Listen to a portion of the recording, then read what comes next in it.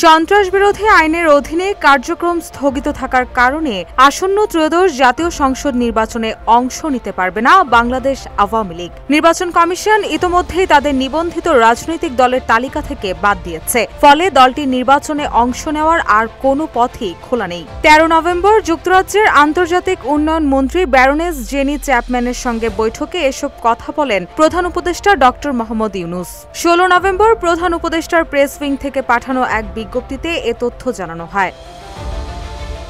প্রধান উপদেষ্টা জানান, কার্যক্রম স্থগিত হওয়ার পর নির্বাচন কমিশন আওয়ামী লীগকে নিবন্ধিত রাজনৈতিক দলের তালিকা থেকেও বাদ দিয়েছে। তিনি বলেন, আগের 16 বছর দুঃশাসনের সময় যে 3টি বিকৃত নির্বাচনে অসংখ্য তরুণ ভোটাররা ভোট দিতে পারেননি, এবার 10 লাখ নতুন ভোটার প্রথমবার তাদের ভোটাধিকার প্রয়োগ করবেন।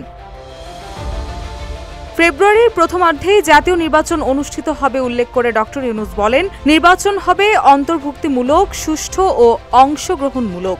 ভোটার উপস্থিতিও হবে ব্যাপক। জুলাই সনদের প্রসঙ্গে তিনি বলেন, এটি বাংলাদেশের জন্য এক নতুন সূচনা, যা গত বছরের জুলাই আগস্টের গণ অভ্যুত্থানে অংশ নেওয়া লাখো মানুষের আকাঙ্ক্ষা প্রতিফলিত করবে।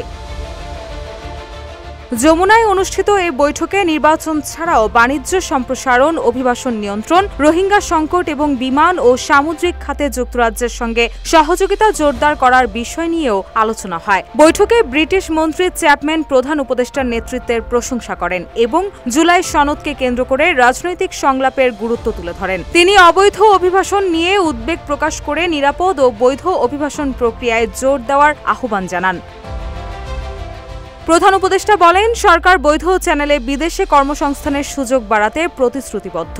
রোহিঙ্গা সংকটের প্রসঙ্গে তিনি জানান, শিবিরের যুবকেরা আশাহীন হয়ে বড় হচ্ছে, রাগান্বিত এবং হতাশ। তাদের জন্য শিক্ষা নিশ্চিত করা জরুরি। এছাড়াও বৈঠকে ঢাকা লন্ডন বাণিজ্যিক সম্পর্ক বাড়ানো নিয়েও আলোচনা হয়। ডক্টর ইউনূস বলেন, উপকূলীয় ও সামুদ্রিক গবেষণার জন্য বাংলাদেশ একটি ব্রিটিশ গবেষণা জাহাজ কিনছে। এ সময় ব্রিটিশ মন্ত্রী জানান, এয়ারবাস ইন্টারন্যাশনালের প্রধান শিগগিরই বাংলাদেশ সফর করবেন।